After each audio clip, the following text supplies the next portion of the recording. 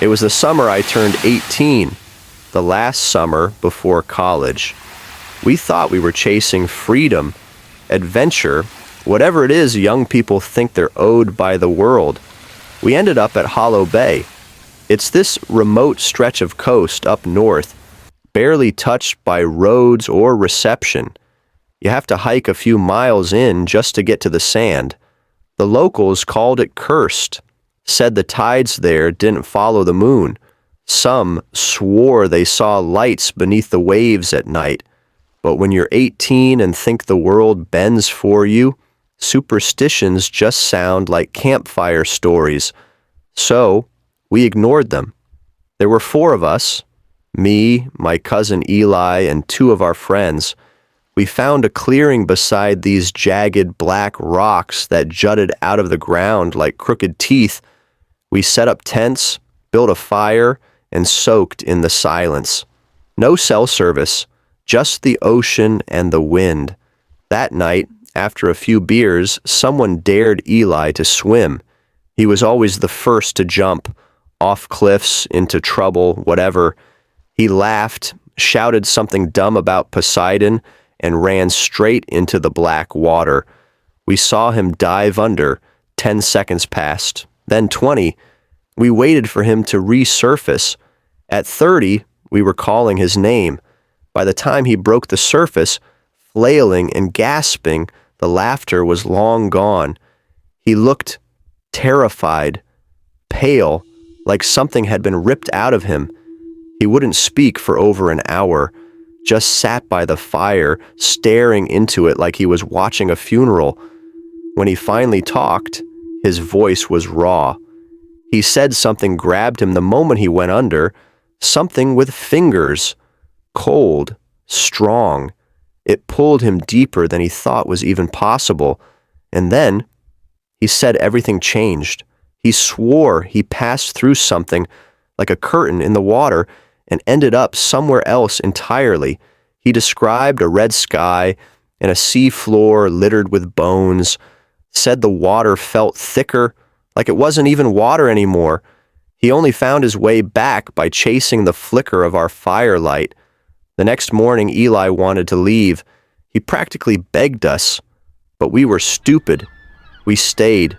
He kept close to the tent, didn't talk much, never looked at the ocean again. That night, I woke up to the sound of water moving, soft, deliberate splashes. I checked the tent. Eli was gone. We searched the beach, the rocks, the trees. Not a footprint, not a piece of clothing, not a scream, just untouched sand. When we called the rangers, they said the same thing they always say. Kids drink, wander off, and drown. Case closed. But I know what I heard that night, what I saw in Eli's face after he came out of that water, and I'll never forget what he whispered before we went to bed. That wasn't water out there. It pulls you under and shows you what comes after. When you go to the beach, you always expect to have the time of your life, but never did I expect such an experience that would haunt me to this day. Most people know currents are strong, but this didn't seem like the typical current. How will I ever see the beach the same after this? Aaron and I booked a quiet, no-contact getaway on the Florida coast, about 40 minutes outside Sarasota, where the map starts showing more dune grass than buildings. The Airbnb was perched near a weathered cliff, facing the open Atlantic like it had been forgotten by time. The listing promised a disconnect from modern distractions, no Wi-Fi, no cell service, no TV, no neighbors, just 2 chairs, a wooden deck, and an endless view of water. It was exactly what we thought we needed. The house itself was plain, bleached wood walls warped slightly from salt air, windows that groaned in their frames, and a faint smell of mildew that clung to everything. Still, it had a quiet charm. You could hear the ocean constantly, sometimes gentle, sometimes louder than seemed natural. We wrote it off as a trade-off for for peace. By the second day, we had fallen into a rhythm.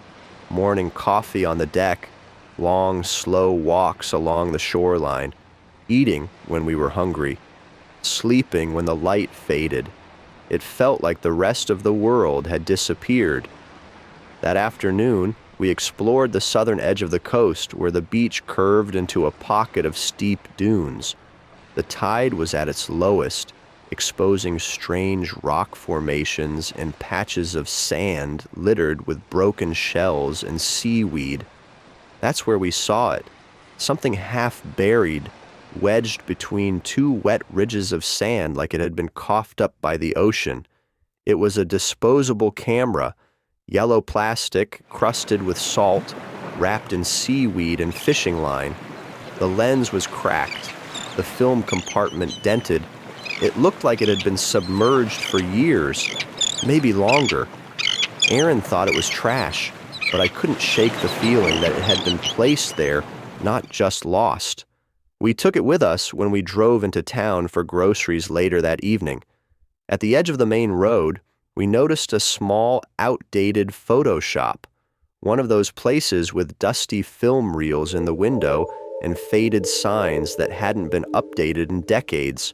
Inside, the air was dry and thick, like an attic that hadn't been opened in a while. We handed over the camera, hoping the film hadn't been destroyed by water. The man behind the counter took it with an odd slowness, examining it more like an artifact than an object. He said nothing, only turned and disappeared into a back room. We killed time by wandering through the streets, grabbed something small to eat, and came back about an hour later. The shop felt colder when we returned, and the man looked different, drained somehow. His eyes were wider, his expression unreadable. Without a word, he slid a thick envelope across the counter. Inside were the photos. The first few were damaged, sunspots, blur, watermarks, but recognizable. A family, a man, a woman, and a boy, maybe 6 or 7. They looked happy, typical vacation shots. The boy laughing with a pail and shovel, the couple building a sandcastle together, the 3 of them standing ankle-deep in the surf. Then came the last few images. The lighting shifted, the sky turned darker, the ocean looked angrier. One photo showed the family from behind, standing still, waist-deep in the waves, staring out at something. But it wasn't the sea that drew the eye. In the background, something tall and thin rose from the water. It was blurred by distance and spray, but clearly visible, human-like in shape, but wrong. Too long in the limbs, joints bending where they shouldn't. Its head tilted at an unnatural angle, like it had never learned what gravity was. The final image chilled me in a way I still struggle to describe. It had been taken from the dunes, looking down toward the beach. The family was walking into the water, hand in hand. The surf swallowed their legs, then their waists. None of them turned around. There was no hesitation, no fear in their posture, just slow, quiet surrender to whatever had called them. That night, I tried to sleep, but the house felt heavier. The silence that once seemed peaceful now felt oppressive. The ocean sounded closer, less like waves and more like breathing. Long, deep inhalations between gusts of wind that whistled through the windows like voices too soft to understand. The lights went out just after midnight. No storm, no flicker, just sudden darkness. We stepped outside with a flashlight. The wind had picked up.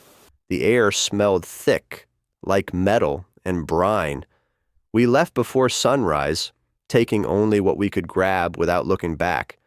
The road out of town felt longer than it had coming in, like we were being pulled backward even as we drove away. We never contacted the Airbnb host, never checked the weather reports, never opened the envelope of photos again. Sometimes it's better to just mind your own business Rather than paying attention to extraordinary details, how could a camera make things so strange? I still wonder about this almost daily. Maybe I was all in my head. Maybe I wasn't. I really don't know.